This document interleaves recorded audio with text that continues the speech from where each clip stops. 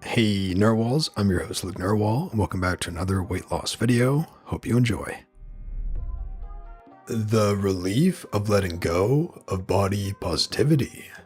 The most interesting part of this so far for me, and I'm just a few days in, is what a relief it is internally to have let go of some idea that I should be okay with my body as is. I don't like being overweight, and it doesn't look good on me, lol. It's such a relief to just be honest about this with myself. After I had my son a few years ago, I feel like my social media feeds have been filled with anti-calories in, calories out, and very strong body positivity messaging. I think body positivity is great when it resonates with someone, and I really support people feeling comfortable and or beautiful in all shapes and sizes. It's just never really felt real to me, for myself. I'm healthier, happier, and far more beautiful when my body isn't carrying all this extra weight. Interesting what a relief it is to say that out loud to myself. For me, body positivity is about loving the fact that you have a body that is natural. Not liking how it is right now is fine, but the idea of constant perfection or one size, shape, or color, etc. being right is so wrong. You can't look your best all the time. The body literally doesn't work like that. We all hit middle age. Our muscles get more elastic. Our skin sags a little, and we produce less hormones that help us build muscle. And our metabolism, the net of all of our body's chemical reactions, gets slower. Striving for that goal body is a fallacy, because you can't always have that goal body. Your body changes. Either by old age or injury, you won't be the same. Body positivity to me is the acceptance that you can be beautiful or handsome, hot, mexy at any size or any configuration.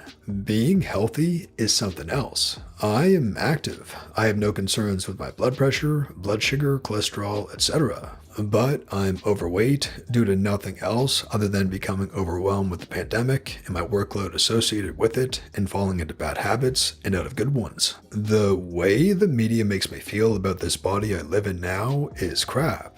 It's unworthy of love and unworthy of good clothes and so many more things.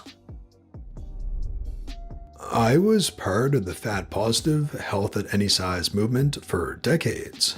It was a big part of me loving my fat body, but it also kept me in denial for decades that what I was doing to my body was harmful. There is no room in that community to discuss health issues.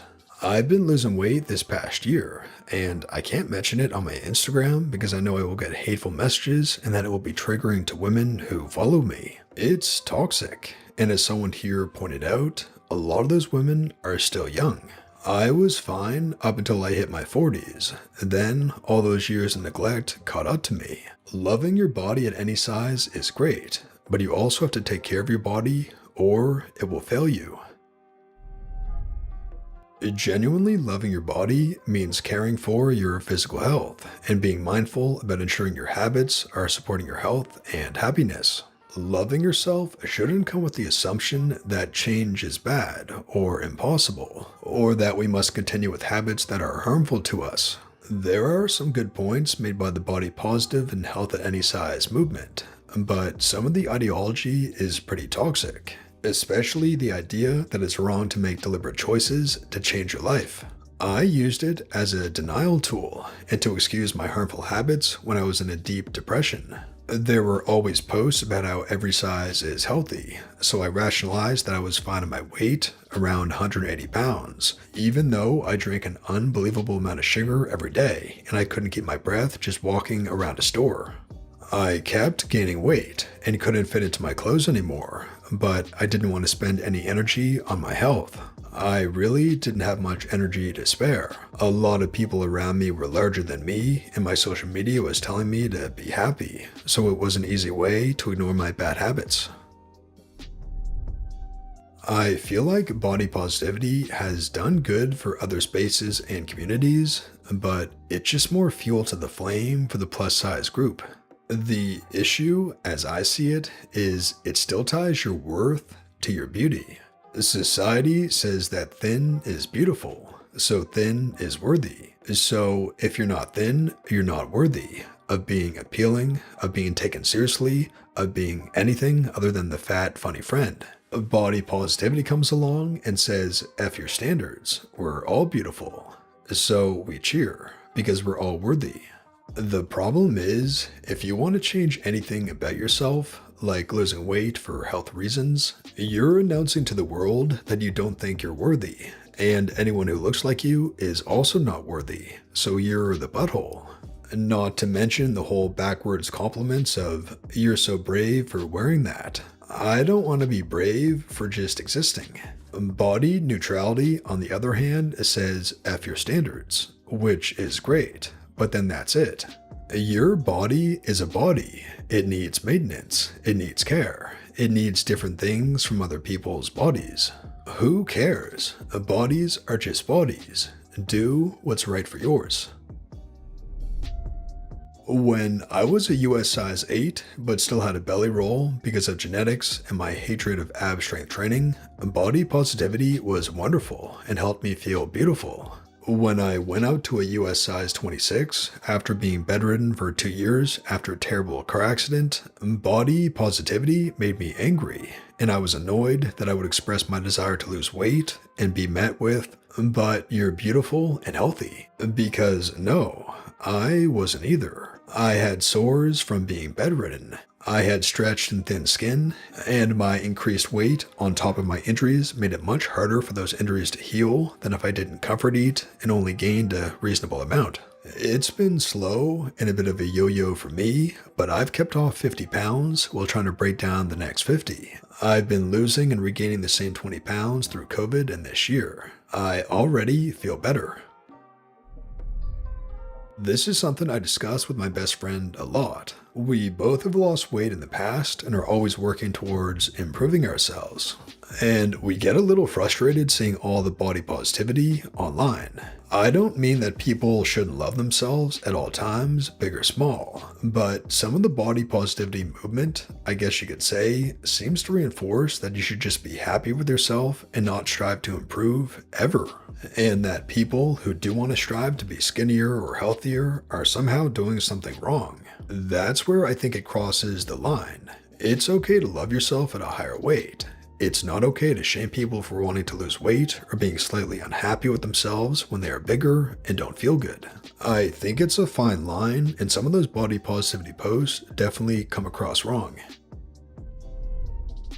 I have no problem talking about my fatness and being an advocate for fat acceptance.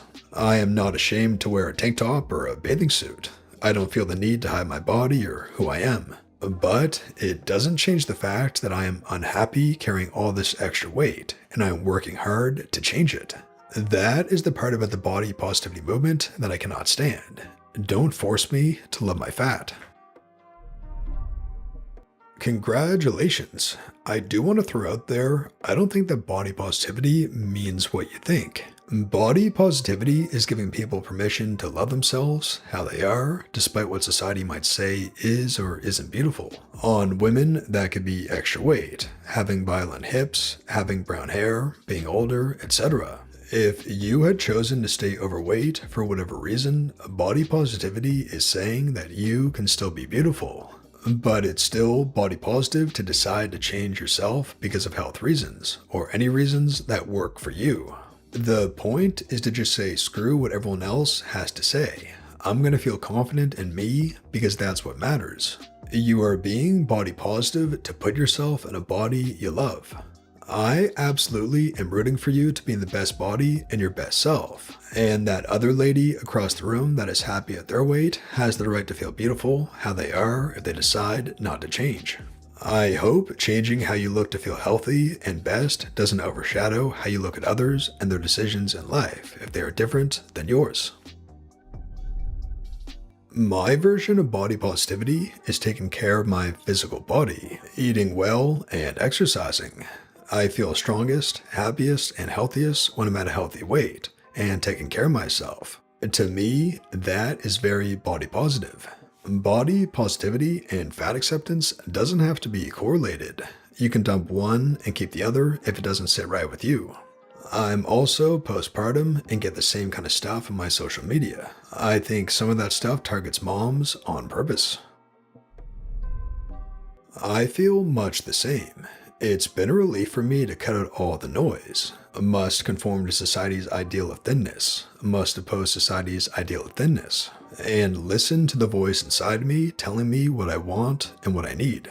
And I don't want to be fat anymore, and I personally don't care if that aligns with societal expectations. This is how I'm now choosing to navigate this world with my life. I have 100% permission to live my life as I see fit, and to be the one to define my own life. And so does everyone else with their own. I'm not judgmental to the choices others make with their own bodies, and how I present and change my body is not a reflection upon anyone else except me. And that brings us to the end of the video, Narwhals. I really hope you enjoyed. If you did, please tap subscribe to join our awesome community, the Narwhals, and for more weight loss stories that help you stay on track. And here's our featured Narwhal of the day. Hi Narwhals, new here. I've been on my weight loss journey for 2 years and lost 70 pounds in the process. I took this picture today and I couldn't believe the difference in my confidence.